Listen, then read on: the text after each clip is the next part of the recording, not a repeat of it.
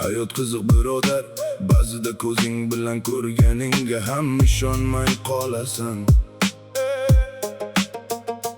So'zsiz jonzot vafo qiladi, so'zli inson esa va'dasini unutadi. Itlarga havasim keldi birodar, qo'l siltab baridan ketkim keladi.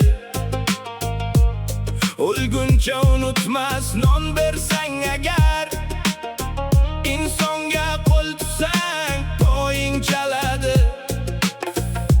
Kecha yetaklagan jajji bolakay bugun otasini mensimay qo'ydi. Kecha mehr olgan o'sha bir yurak bugun nafs oldida boshini egdi.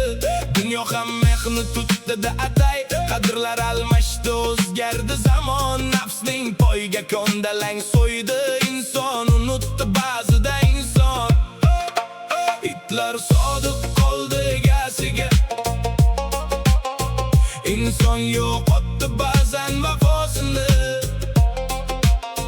So'zlar ko'paydi, mehlar kamaydi, kim anglar ekan bu dunyo ovozini? Itlarga g'azabim keldi birodar, vafoni hammasini olib qo'yibdi. Qush topib otasidan kechdi o'g'illar, itlar chegasiga sodiq qolibdi.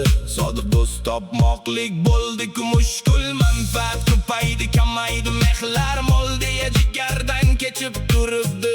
Sukutga cho'mdi qancha dillar, mehringni og'anga berolsang tugul, qadringni ba'zilar anglamay o'tar. Bugun kulib turgan yaqin inson ham ertaga ortidan tosh otib ketar. Qaysi yo'l to'g'ri, qaysi bir xato, kim inson qoldi, kim yo'qotdi yo'lin? Zabonsiz hayvon ham vafosin saqlar, inson esa izlar o'zining o'yin.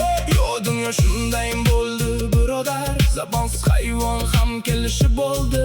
Qarindosh beshikdosh asli bir jigar, endi bir-birini anglamay qoldi. Itlar sodiq qoldi egasiga, inson qaytarsin o'z mehrini. Dunyo boylik bilan emas, qadr bilan saqlar o'z qimmatini. Itlarga havasim keldi birodar, bu gapimda bor katta bir ma'no. Vafo qolsa inson qalbida, dunyo bo'lar edi yana ziyo.